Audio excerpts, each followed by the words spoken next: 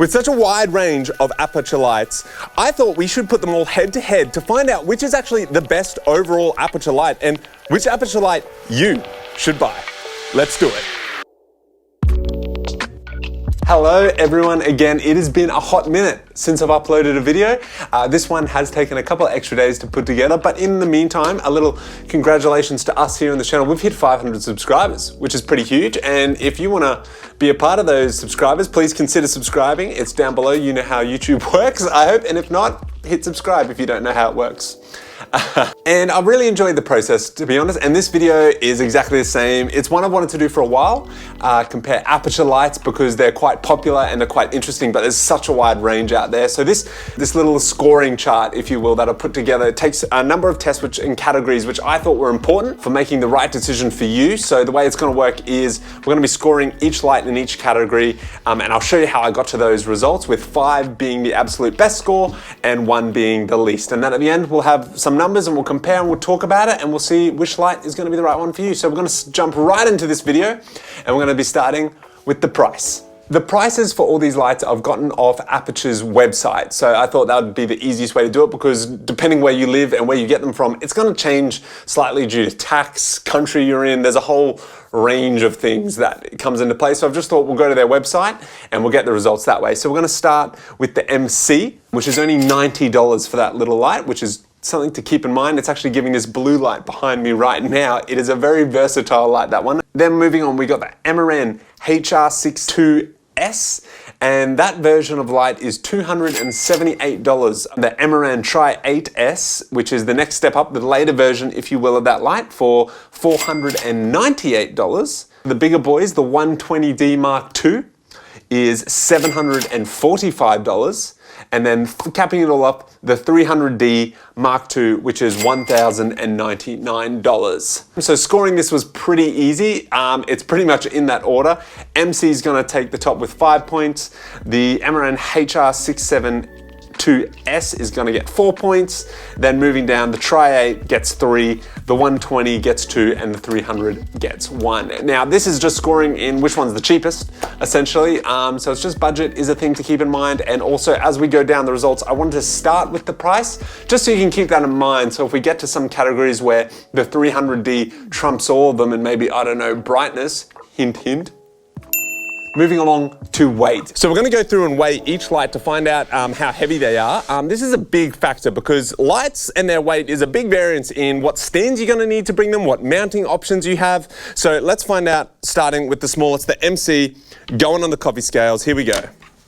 This is weighing in at a whopping 132 grams. The Amaran HR672S. These names are great. Here we go. We're going to put this on the scales. Get it on. Oh. Weighing in at a whopping 695 grams. Now we're moving up to the big brother, the new version, the Tri8s, which is possibly one of my favorite lights. We're going to put this on here. Oh, it's errored out. I need a better weight system. That's wrong. All right, so these lights are getting too heavy for this here. So we're going to move on to the trusty. We've all seen this guy. This guy can hold a lot. So we're going to go here now. We're going to hook her on. All right. This is weighing in at 1.1 kilos. So it's kind of progressively doubling every time. We've got 300, 600, and about 1 kilo. So it's going up. So you would imagine the 120D now should be, in that theory, 2 kilos. So let's weigh this guy. I'm a professional. Nobody freak out at home. These are possibly insured. Oh. Oh. This is actually a little bit less. This is just 1 kilo, smack on. Look at that. So the 120D and the new Amaran, same weight pretty much. So that's very interesting there. The big kahuna, the 300D. We're going to weigh this bad boy. And this one is, oh, don't drop it. We're all good. This is a whopping 3 kilos. So with all that factored in, coming in first with 5 points, we got the little MC, no shocker there. Then we go straight to the older Amaran model, which gets 4 points. Then we're actually jumping to the 120D, that's come in a little bit lighter. So that gets 3 points. The new Amaran gets 2 points, and then the 300D, what a shocker, gets 1. Durability, fun word to say, and also a fun thing to know about your lights. So obviously nothing about this is scientific, this is just my experience having these lights for a while now. So I'm just gonna talk about some of the features. We'll start with a little MC.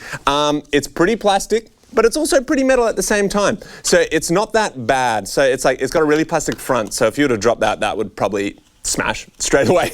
But the back has got some metal-ish stuff on it. There you go, scientific word, metal-ish. Moving along to the original Amaran, which is the piece of, it's just plastic. The whole thing is plastic. Nothing about it feels good ever. Dropping that, it's probably just broken. No, it's a bit better than that. It is hard plastic, but at the same time, there's nothing about it reeks like quality, if you know what I mean. Moving along to possibly a flippin' tank of a light. I can back that up from experience because all these lights have been very used a lot. This one has actually fallen. It was really dodgy. It was probably about 3 meters in the air, and then the whole stand didn't have a sandbag on it, so it fell over, and this light tumbled, and we all watched it. We all watched it go, and then we picked it up, and it worked like a champ still. So it actually has some polycarbonate covering on the front, which is super strong, and it's got, they say it's like airplane, aluminium, because the whole thing took it like a champ, nothing broke, everything. This is such a strong light. The only thing is you do have a bit of exposed plastic here, but that's all right. It handled it like a champ, and this has fallen from over 3 meters high. So that says a lot about that. The 120D and the 300D. Now, between you and me, these are both the Mark II, so I actually can't really tell you much difference in durability between them, except they feel pretty much, all the parts feel identical on all of it. The only thing that I've actually noticed that's different about them is this red. Is about it. So about that, and this has got a matte finish. This has a shiny finish. Oh.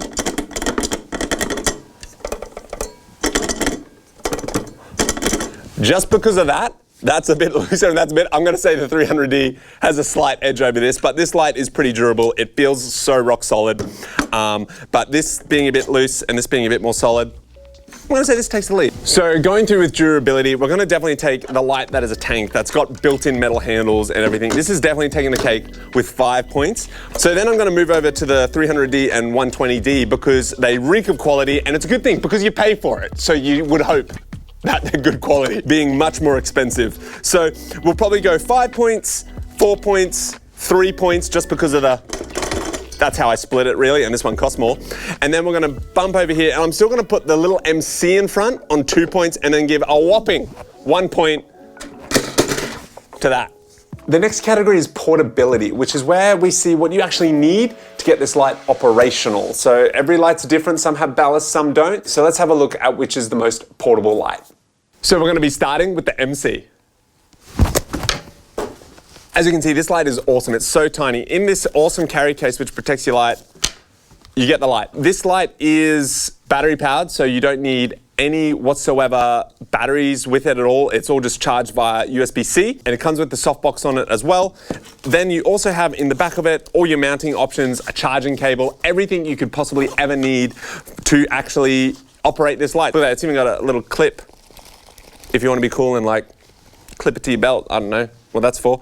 But anywho, MC, super awesome package. So now we're gonna move on to the Amaran HR672 or whatever it is, but I have the 3 kits, so obviously it's gonna be a lot bigger. Now this still doesn't, if you just get the one light, it comes in a lot smaller bag, but this still reflects because this whole bag comes with 1, 2, 3 lights, which is pretty insane what you fit in here. It comes with all the cables you need. It comes with all the attachments they fit in here, the remotes. It's pretty awesome. For the size of this, getting a 3-point lighting setup, it's actually not bad at all. And like I said, it shrinks quite dramatically if you just have the one light, and it fits all the accessories as well. We have the Amaran Tri8-s. This is the bag. It's a bit sleek, a bit more fashionable, a bit more durable as well. It feels good. And you got a nice little buckle there, so it's a bit fresh. Open it up. You got another zip. You pull that open. And then inside carries just enough for the one light. So you've got the light inside. You've got the cable you need for the light. You've got the remote. You got the batteries to power it. It is an all-encompassing bag, so you can get everything in there, including the batteries and the remote. It's not too big as well, considering how good this light is. So the size of it is a bit bigger than you would get in the kit, but it's not bad at all. So this one is everything you would expect to take with you if you wanted to use this light. Moving on, the 120D. Oh. These boxes are getting bigger and bigger. So this is the 120D. So once again, one light, but look at the size difference between this here. Like you can see right now, it's quite substantially bigger. This is everything you would need to power this light in here. So it is something to always take in note, because the way to get the best production quality is actually like putting in lots of effort for this reason. So in here is everything you need, because these lights don't only need the light like everything else, they also need a ballast, which is so much fun because they're this here. So this is the 120D ballast. So you need this to power the light. So this has to come with you everywhere. And not only that, on top of that, that means then you're bringing double the amount of cables, because you've got to connect the ballast to power and the ballast then to the 120D to power it. So there's so much needed extra for these more powerful lights per se. So just keep that in mind. Moving on, 300D. 300D.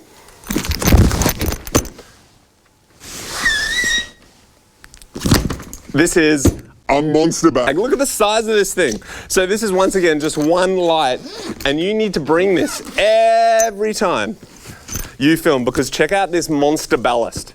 Look at this thing. It's bigger than my face. It's huge. This needs to come with you. And I should mention as well, it then comes with a clamp to mount. This has its own mounting point. It's ridiculous. So that's the 300D. The bag is super good quality though. I will add that. This thing is built like a tank. It's got the rubber corner. It's good. It's good. You got the zips at the top as well, lots of other cables and so many fun things in there. All the other lights have built-in batteries, or they also have little Sony batteries that you can power it with. The 120D and the 300D both need V-mount batteries, and I can say they will not fit anywhere in here. These bags are full, so you will need to carry those separate as well. And V-mount batteries, they're not small. They're probably the same size almost as this ballast. Oh, not that big. They're probably half the size of that. So bringing those with you, it's not going to be an easy case. You got a whole nother kit for that. So that's to keep in mind. So that is all the bags and what you need to bring to actually power these lights. The scores for the portability. We're going to start in right at the top with the MC getting 5 points, taking the cake really, because it's such a tiny, easy, mountable, portable light. And then I couldn't split the next two, so actually both Amarans get 4 points because they're almost the same in the portability. There's not really any difference between the two, so it's so hard to split. So I both gave them 4 points, and then I actually decided to skip giving 3 to anyone and giving the 120 2 points and the 300D 1 point. Just the 300D is heavy. You need like a C-stand to mount it. It's got that bigger ballast. It's just a lot more weight and it's not very portable at all. And if you're bringing B-mount batteries, it's a whole thing to consider. Now, a very important category is brightness of these lights. And you can probably guess straight away which one's gonna win, but I'm still gonna show you. Now, the way I did these tests, like I said, nothing scientific, just a bit more of a real world practical setting and something easier for you to actually figure out how bright this light is. So I'll show you them on the screen and then I'll do a split screen comparing them all so you can see it as well. But the camera settings did not change. So we actually did a middle exposure for all the lights. So you can see comparison, like the camera settings won't change and they'll be on the screen and you'll see how each light affects the camera with those settings. So let's cycle through the brightness now.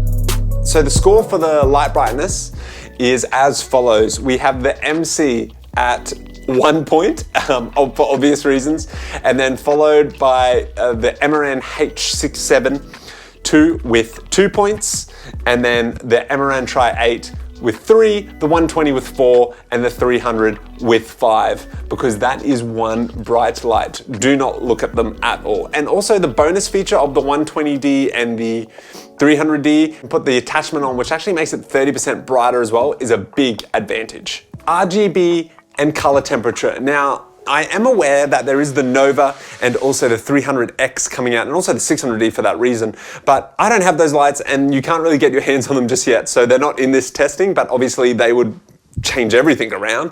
When it comes to RGB, only one of these lights can do it, so obviously the MC is going to get the 5 points. But then it got a bit blurry with the Amaran H67 comes with a color filter, but it's not that accurate in the box. But then an interesting thing to consider is the 120D and 300D, if you get the accessory softbox, you can actually quite easily gel these lights. If you buy Aputure accessories, you do get this little doovacky thingy that just clips in. And what this allows you to do is it allows you to gel all your lights now, so you can easily put this in, magnet it on, and now we got a blue light, look at that. So that's why I do think the Bowens mount along with Aputure accessories do give you a lot wider range and able to change color temperatures and gelling lights.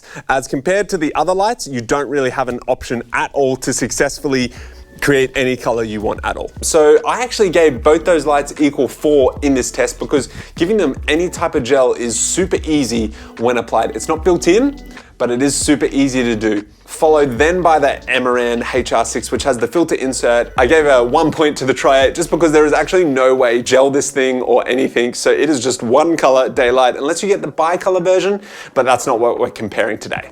Accessories is an interesting category. I almost didn't put it in, but then I realized it is kind of important because it actually helps you mold the light with how you want it and gives you more options in the future. So it's something to really consider. So the best thing probably about the 300D and the 120D is the awesome Bowens mount. What that lets you do is apply not just the Aputure modifiers, but also third-party modifiers like this big light dome which we got, which between you and me, it was a lot cheaper. So can recommend. I decided to split it down the middle and give the 120D and 300D both 5 points with the versatile Bowens mount, which is truly fantastic.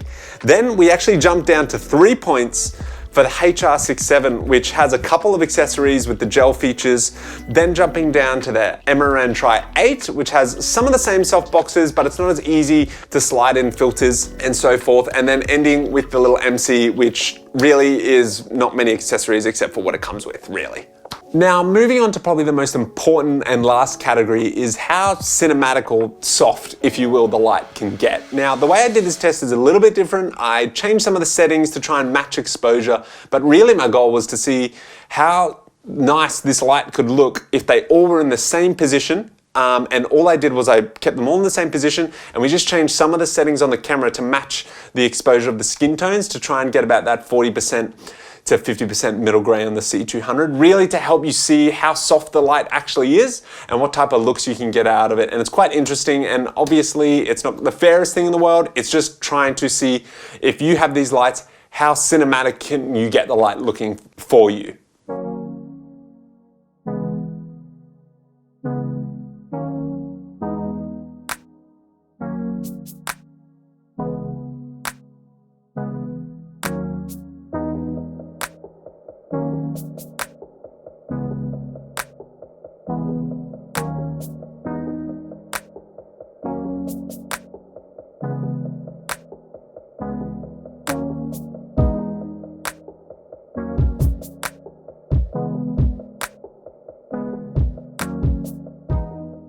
So after you've seen all those results, it's pretty tight, but I'm gonna give the 5 points to the 300D. The brighter your light, the more you can diffuse it, and the more cinematic, softer you can get it. So that's where I gave the 5 points to the 300D, followed by a close 4 points for the 120D. Still a good light, but I noticed if you got the big softbox on it, it's kind of only good for being close and lighting one subject.